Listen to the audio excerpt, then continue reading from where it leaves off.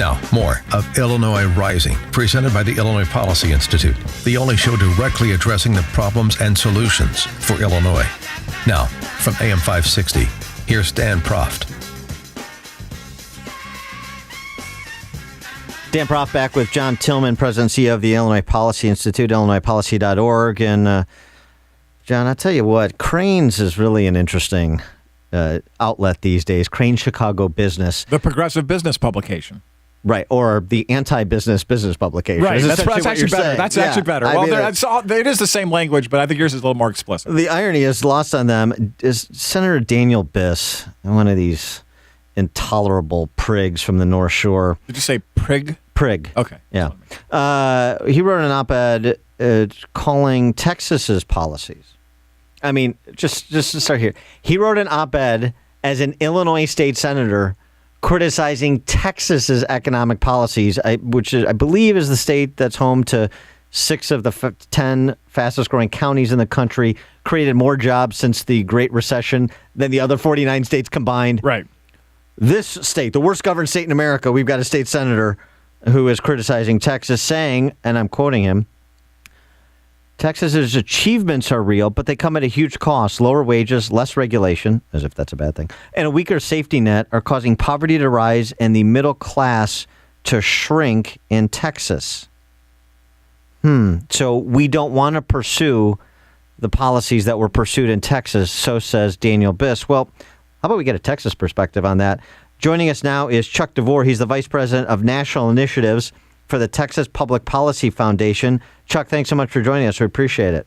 Hey, thanks for having me. So it seems like the criticism we're referencing from a state senator here of Texas is similar to the criticism that was lodged about Texas when Rick Perry was in the presidential campaign, that, a lot of jobs, but they're low-paying jobs. You don't have the social safety net with respect to, you have a high percentage of the population that's on Medicaid, and all of these other kind of poverty and wage-related criticisms that suggest that the Texas economic miracle is a bit of a mirage. How do you respond to that criticism? Well, I love it when folks criticize Texas, because it gives us the opportunity to talk about the truth and how poverty is measured in America. Most people don't realize that the Census Bureau, with their 50-year-old official poverty rate, doesn't take into account the cost of living.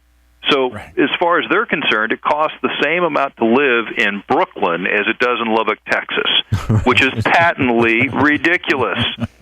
And if you take into account the cost of living, as well as non-cash benefits, the other thing they don't do is they don't count the value of things like food stamps, now called SNAP, or Supplemental Nutritional Assistance Program, right? They don't count housing vouchers, Section 8, rental assistance. They don't count that. So when you look at an alternative way of looking at poverty, called the supplemental poverty measure, Texas is at the national average. In addition to that, Texas also has many challenges in that you have this massive immigration of people from all over the country, and of course you have migration from Mexico, and Texas has done a pretty darn good job of absorbing those people and giving them meaningful work. During this time when you're doing this, your wages are rising. In fact, I believe Texas, either overall or in manufacturing's average household income just passed Illinois, traditionally a high-income state, Texas historically a low-income state. Texas wages have been rising overall for a long period of time. Isn't that correct? Well, that's correct, and you point out an interesting thing about people moving here and opportunity and demographics. There are only 4 minority-majority states in the country: Texas, California, New Mexico, and Hawaii. And Texas looks an awful lot like the future of America, at least what demographers think is going to happen. So you only have 42% of the population that's white, non-Hispanic in Texas. You also have a lot of people who move here from other countries that tend to have lower than average wages. And they're moving here because there's opportunity, just like people from Illinois are moving to Texas. How important is this kind of rather unique thing about Texas that a lot of people don't know? That its state legislature meets only once every 2 years and basically gets a stipend. They're not a professional political class the way that we have here, for example, in Illinois, with the highest paid or very near the top of in terms of salary and benefits of state legislators, and they're seemingly always up to no good. Yeah.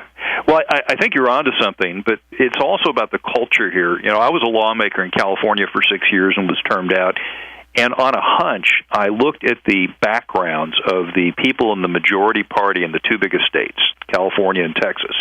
And what I found was about 71% of the majority party in Texas a couple of years ago were businessmen, farmers, ranchers, doctors, right? People who work for a living in the private market.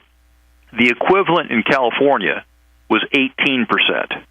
So 71% in Texas working for themselves or working in the private markets versus 18% in California. Now, in California, in the majority party, it was pretty evenly divided between people who were government workers, community activists, and trial attorneys.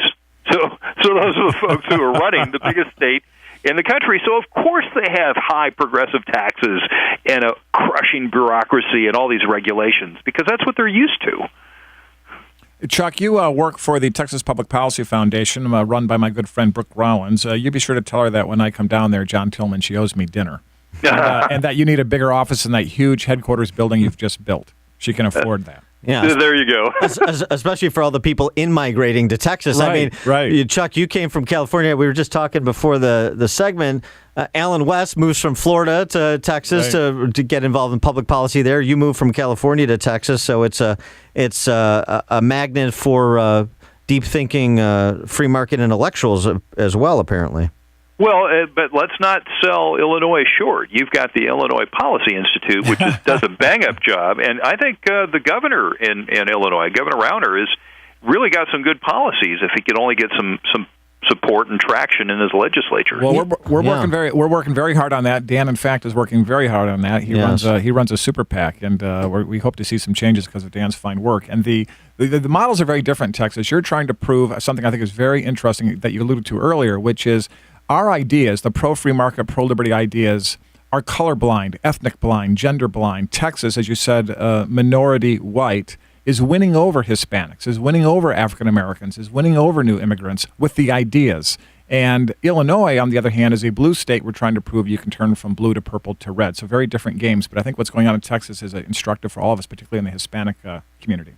Absolutely. I very much agree. All right, Chuck DeVore, Vice President of National Initiatives for the Texas Public Policy Foundation. Chuck, thanks so much for joining us. Appreciate your time. Thank you.